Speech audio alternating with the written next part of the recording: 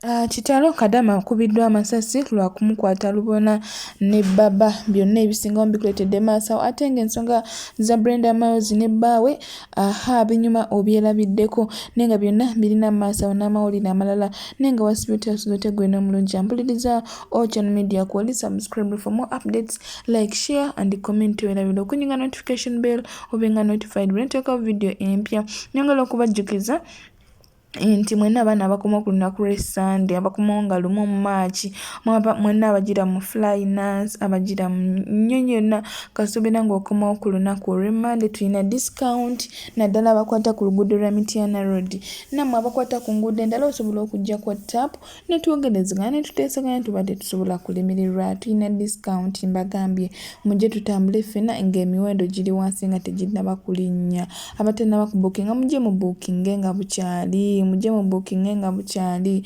muleme kuserebwa ku ssaawa esembayo muleme kupanikinga ku ssaawa esembayo mbalinzi jana airport pickup tugaba ebyokulya tugaba free wifi ate nga tulambuza ne family airport yonna kuwere ne bakolaba ng'olandinga tukola surprise ne delivery gwenayagala okukolera surprise oba ya birthday oba yaki yonna tugikola gwenayagala okukolera delivery okuguliza ebintu tubidelivering oba ngoye z'abaana oba bintu by'abazadde tubigule tubidelivering wetuli ate nawe mwenyine ayagala okuzuula omwagalwa munange twekwate ove mu kulimba obutegeere ekituufu nti omwami gw'oli naye oba omukyala gw'oli naye akwagala ebituufu oba nedda enamba yaffe ni 0704444058 nga tweyongerayo SB4 yagenda n'ababuuza nti bannange ba house managers basula bannange tosobola kubeerawo n'obeera mu kiyumba nga toli mu laavu kubanga laavu nga zireese nnyo ebizibu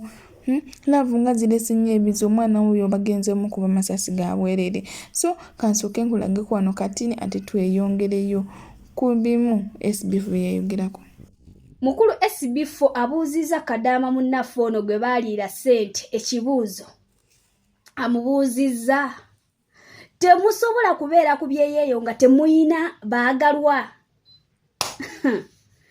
mu comment section y'abaana ne beerimba abamu ne bakola ne video nga bagamba bannayi ba Kadama mwabaki lwaki temwewumuzaako ogenda ku kyeyo kakana laavu onoogisanganga mumanyi ekyeyo ng'olinako omuntu akwagala mu inbox ne wooba tosobola mu meetinga physically naye nga ku video mwesuubiza obugambo obulungi omuso gaabweta obutyerera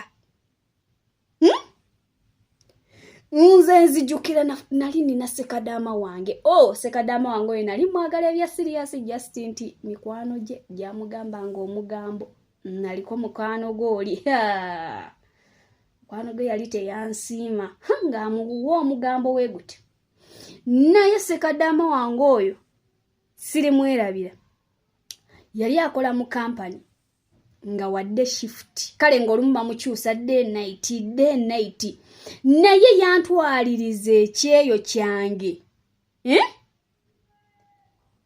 by that time abali banfollowinga mwalabanga bwaguuga bw'ennyumba gye nali nkolamu floor 3 ennyumba yali nnene kwaliko n'omuzikiti ng'amaka manene gennyini naye Sekadama wange yakeranga ku makya ssaawa emu n'ankubira essimu nazuukanga ssaawa emu nga ssaawa emu ankubira essimu n'enteekamu headsets n'enveiringa nenkola emirimu nze nakolanga emirimu bossi wange yanjagala nga tamanyi nti katasi of Sekadama nze nga newompa omugugu gw'engoye weeguti nga Sekadama ali ku ssimu mbiwulira what are you saying nga nze newooleeta entuumo y'ebintu ebikyafu mu sinki nga nze mbiwulira ntoyine wogenda n'opamamu omuzi nga Sekadama ankubidde nzija n'engukuuta ekyeyo ng'olina omuntu akwagala by the way bino ebintu bituufu mugenda kuwakana naye nga mu mutima mukimanyi ekyeyo ng'olina omuntu akwagala gw'ocommunicatinga naye ng'akutegeera bulungi ekyeyo kitambula bulungi because first of all mikwano gyaffe tegituwa budde mukwano gwo kyanakuwa obudde ng'alina bbaawe gwayogera naye ku ssimu ogenda kunyuka saawa 10 oba saawa tugeze 2 ez'ekiro oba 3 oba 4 nga mikwano gyo gyonna giri online ne babba baabwe goli awo kanula maaso ekinakuviirako okufuna omuyaayu n'ogugwamu bwe badagala ate oguba gukuwa time gulya sente zo bulungi lwakubanise Kadama nte yansabaako sente era nze sente yange teyagiryako naye yatambuza ekyeyo kyange sinti oba namwagala ntambuliza ekyeyo naye love yaliwo so kati omwana ayinza ofuna omuntu amutambuliza ekyeyo mu process eyo n'agwa mu love oshitegeera wagwa mu love wabeera musiru n'amixinga mu sente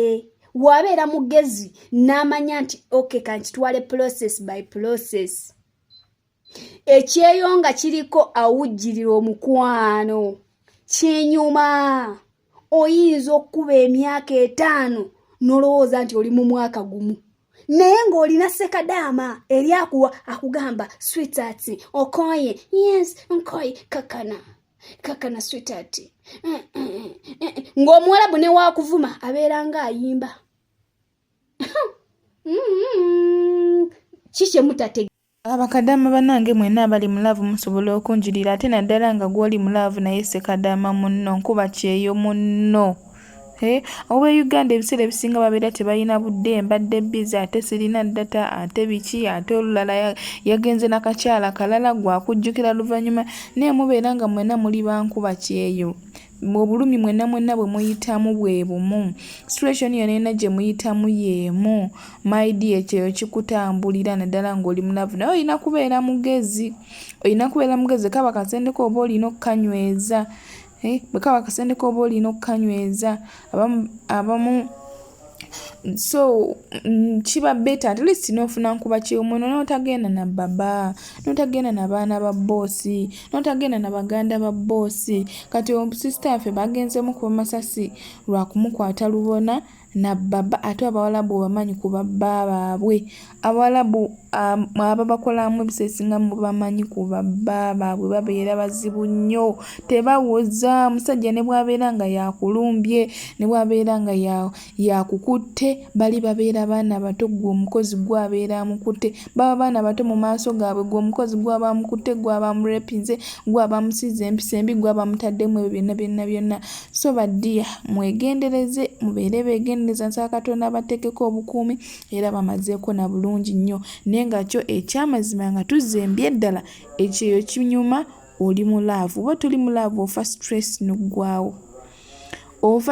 n'oggwaawo ate kinyuma oli mu laavu ne Sekadama munno nkuba kyeyo munno kati oyongereyo olabe Brenda Miles ne bbaawe bannange mu nsi muno Katonda akyusa abantu naye yakyusa Brenda Miles saba ogenda tundooza mu comment section bange mwana nnyo your man what give him kiss tuli ku live mukwano yes nze bange namusanga alina embuzi I find him with a goat yes namusanga alina embuzi he was a virginity so temwesiba ku bba wange kati ye bba wali mu mbeera ati naye kana akantu kanyumira buli wemukamu commenti ngaali mu mbeera nungi onangayo ati nkogerako nyumbu kati ye bba wali mu mbeera ki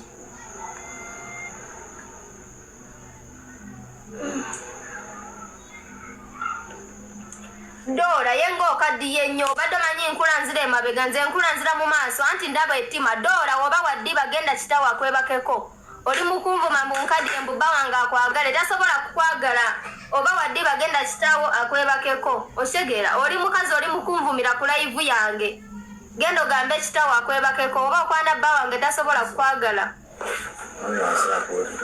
yayingidde Dora weewumuzeeko mukwano oba waddiba oba nkaddiye kasita bba wange njagala gwataddiba okola ki ku live ya Brenda okitegeera oba waddiba genda ogambe ekitawo akwebakeko tonjasamira amazigambwa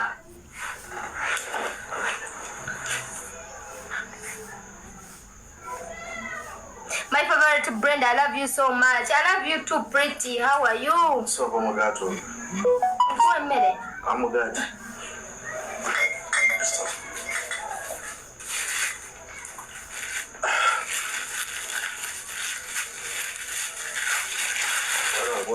Ulira onagambe, I think oja kwenyonyolako but njagadde nange baawo.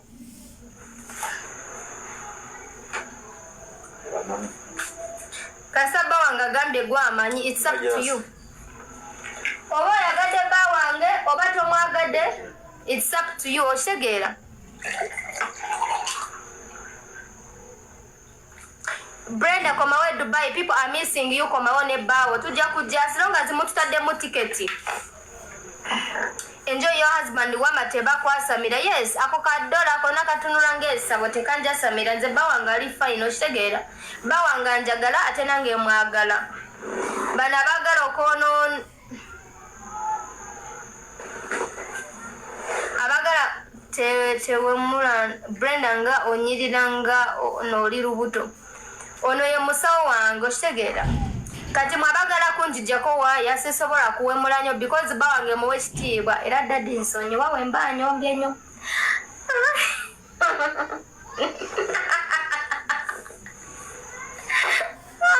Mwabagala kunjijjako ewaaya nyombe sisobola kubavuma. Sisobola bavuma because ndine bawange nyinza okuyomba bawange nanchawa. Daddy I'm sorry. We naba nyomba naba socialite nsonyiwa. Sobola kuddamu kati mwe mu enviri zalagawa enviri nazitunda. Mami Ronita, how are you? Konka Brenda ate omaze okuvuma. Nedda ndi mukwetondera bawange nsonyiwa nze sisobola yomba nga wooli. Sisobola yomba nga wooli era we mba nyombye ne bikunyiza mukwana. I'm sorry daddy blessing, I'm sorry. I will never do it again. Oshegeera. Kati maze okwetondera bawange abalala mwe abamanyi. Anti ate bange gwe netondera ali mu kuseka huyo mu comments. I'm sorry daddy. Daddy blessing, I'm sorry. Yeah. Nze wemba mvumi omuntu, I'm sorry. I will never do it again. Kati nze kansimbule embalance. Oshegeera nze ndeka so akudamu bavumanga woli. I'm sorry. I'm sorry. Mbadde naye leero no. Obadde leero naye kasita akomyewe wange alayika tomuwomedde. Oshegeera. Mr. Brave yo waffe yo era more blessing kamama. Thank you. Mwabagala kundwanisa mbu mwagala nze mpanike bange mu mutwalo mukwano nze omukiga siwanika. I don't give up. I never give up. Mukwano nze wendi mpaka kuwulira bubi. Mwe mwagala kunkozesa ensobi nyiige mbunobe. Sisobola. Konka mukama abakiga never disappoint. Yes, me I never disappoint. If I did wrong to my husband, mbayi n'okumwetondera. Osegera nze sobola kunobewa bba wange era nze mba kumwetondera. Mommy blessing, how are you? I'm okay, Kamami, how are you? Yes, because I love my man. My man, Ono Brave, yetata blessing wange. Amwe mama blessing. So you guys, you want to make mwagala kunkozesa ensobi nze nyombe bawanga anchawe. Ate nga yangana okuyomba. Daddy, I'm sorry.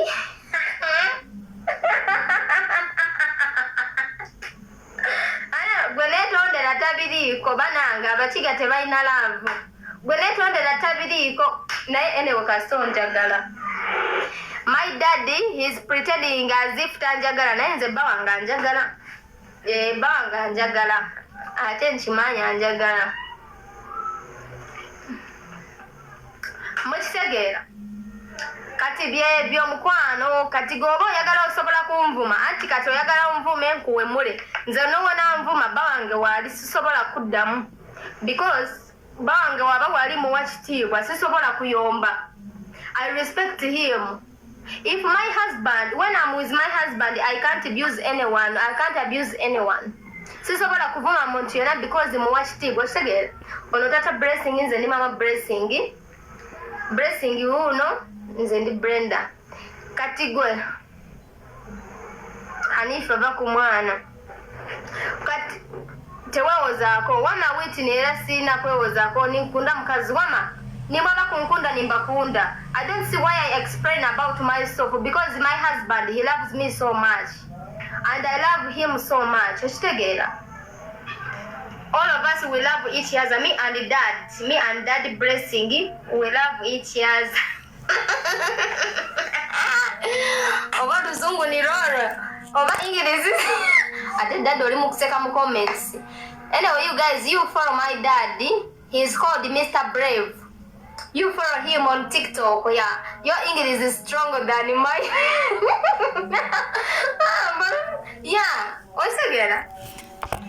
Nze so Bino abakazi bye bagamba nti Brenda nti abasajja tebabeeyalira tebabeebika. Brenda tobimunyumiza ate okuba nga yelavu yeesoose okuba nga history we buli omu amumanyi talina weeyogera bwe yagwirako mukwano guli deep kati gwe guno ate okuba nga guno mukwano gwe ogusoose ogulinga ogwa ddala nga takyali mu ziri embeera ze ez'obwamalayo oba ez'okwetunda nga guno gwe mukwano gwe ogusoose ogwa ddala. Mukazi watu bukyage olabye ddala ng'ali innocent amanyi nete n'ekirala kinyuma nnyo n'ofuna omuntu ng'akutegeera nga mwetegeera. So Brenda ne bw'abeera ng'ayogedde ki ne bw'abeera ng'ali mu mbeera ze ziri ezabujjo ne bw'abeera ng'akoze kiri bw'abeera avuddeko omusajja alaga ye akyali mukakamu mukyala we amwagala nga waali ajja mwekyusiza mpolampola era nga bwe yamukyusa okutuuka waali naye twongera okubeera ate nga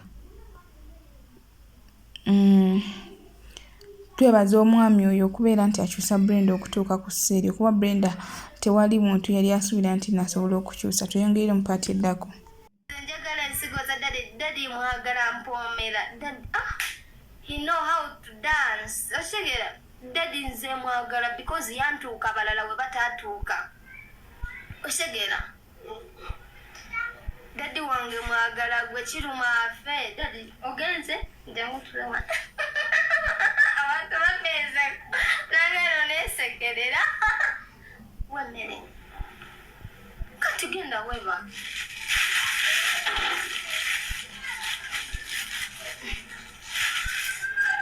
gwe twala eri gobalooza bawanga aswadde lwaki teyayagala gwe. Kitegera gwali mukungamba bawanga aswadde bawanga badde alina obufuluma wabwera. Kitegera tolina kutugamba mbu bawa aswadde gwe lwaki teyakwagala odyawo ozunga. Okitegeera ozunza ebiviire ebikuli ku mutwe totwasamira mukwano.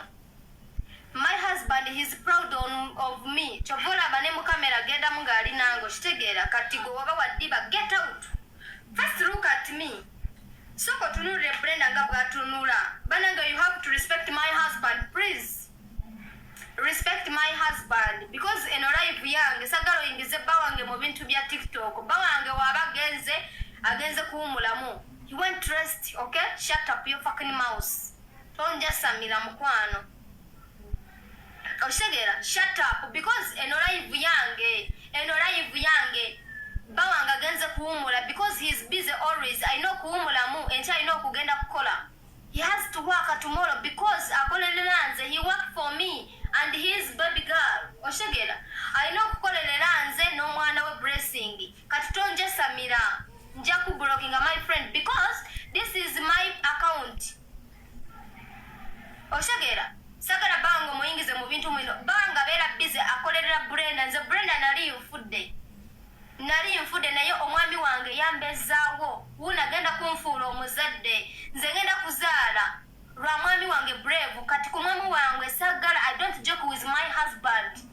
I don't joke with my sweetest husband. Oshegera. Yes. Eno TikTok yange ndi ku live yange hata oteka mu bawa mbasade. Gwe kitawo ngate yaswala kuzina nyoko. Yes. Kitawo ngate yaswala okuzina nyoko kuma nyoko. Wabula sagala onjije emize. Oshegera sagala onjije emize because eno account yange bawanga genze kuwumulamu. Ricky angambye omuntu omugwe mpuliriza ku TikTok ye Ricky angambye toyomba na basiru. Kati mbirese wama Ricky bawange agenze kuwumulamu because he has to work tomorrow I know kukola because bawanga akolerera nzi n'omwana we. Kitegera I know tukolerera nze sikola amwe wife house. Oshegera nze ndi housewife. Ndi wife house oshegera. Kati mwabavuma sibamanyi. Don't waste your time on you're there abuse me. My friend, I don't know you guys. Just you're wasting your data to watch Brenda. It means I'm your favorite person. Oshegera. Wow. Ngenda kubaronya. Kati kana kakaza kava kusesema kala ikakabadde kakwana bawange. Obadde wekwaniza bawange oyagala kumala ng'olaba bawange. You're there and you want to read you wanted to read your fucking spams because of my husband. Obadde oyagala kwemazisa ng'olaba bawange kati agenze kye kikulumye. Oshegera kikulumye. Njagala kubuuzaako. Ricky sindika wama request. Ricky yasindise the request owedandi wano nga silaba. Wama Ricky, how are you? I'm okay, Brenda. How are you? I'm fine. Lwaki oyomba n'abantu kati omusiru akuseruwaza? Anti labayo Ricky. Waliwo abadde agambye mbu bbawa aswadde mbu omuswaziza nnyo agenze bbawange akooye because enkya alina okukola. Tubadde wano mpaka kuwulira bubi osheera. Kati akooye yeebaseemu. Naye ng'ogamba otye Brenda? I'm fine, Ricky. Ricky naye omwana wo baby shower ya mugokuna. Oba muwe kale kansooke muweeyo ebiri anywe soda. Tweyanzizza ya naye nga baby shower tugenda gikola mugokuna. Baby shower yagwakuna? Yagwakuna. Kati Ricky olina enamba yange? Enamba yongiyina banagise. Eri kubayo riwanterako sente. Bwebanga yeeyo awo nkyagiyina. Palo ogenda kunterako then mugwakuna yegenda okubeera baby shower tugenda n'okukola photoshoot nze ne bba wange era mugenda biraba. Actually suubizaayo emeka ebiri kanje kuwe kati nyinza okwerabira. Pale Ricky yagambye ogenda muterako ebiri. Omwana wange yafuna rich uncles abagagga.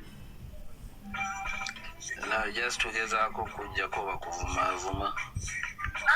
Nebambi. Abantu tebamanyi kufa ku bizinensi zaabwe, bamanyi kubuukira z'abalala.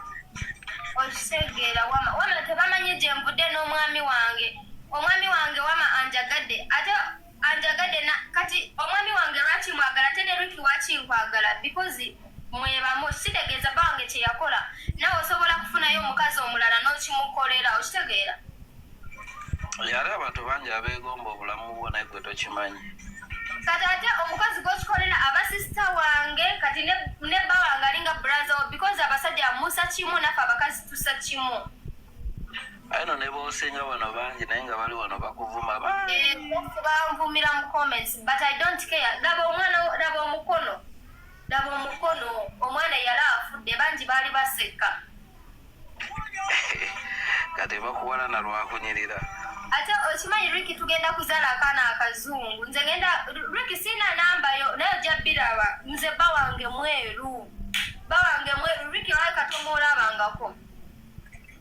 Mulaba awo. Ate nakyolale anti mukiga. Bba wange mweru naye kati abantu bakomplaininga mbu firuta my friend nze nondaba mu life nze ndi mweru ne bba wange mweru ate twafuna Ricky.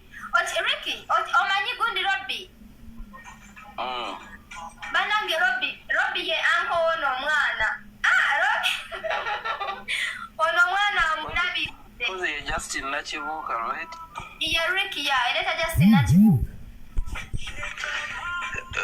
Okay, kati nobwokebera soda w'omwana atuuse.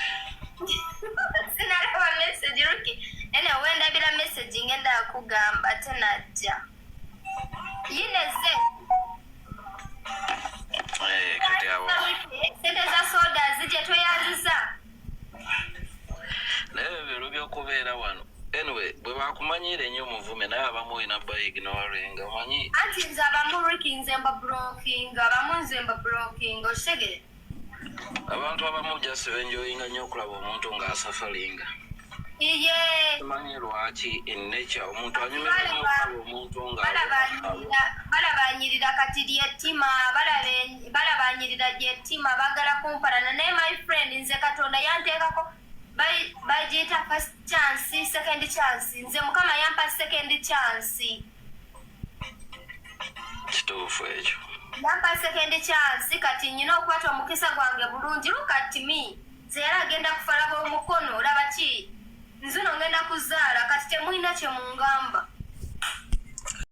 Special thank you to Brave Daddy Blessing to be Bawa Brenda omubwati kubanga akoze kyamaanyi okulaba nti ashipinga Brenda Katonda gwe yayisizaamu okulaba nti Brenda addamu ate atereera naye nga nebaza bayabala video yange to the end nimulabulawo nga temubuskipinze mikondi musimu saba Katonda bwe musinga okwagala n'ekirala nyongera obajjukiza nti Ochano Media Call subscribe for more updates like share and comment ate nga nyongera obajjukiza muje mu booking ejana airport pickup ng'obudde bukyali tulina discount egena maaso ku ennaku z'omwezi lumu March ku Saturday mwenna muje tutambule ffenna ate n'abalala temutya kujja kuba mujja mu inbox tuteesa tuba tetusobola kulemererwa muje mu booking ng'obudde bukyali mbalinze sawa Katonda bankumire tusinkane mu video eddako.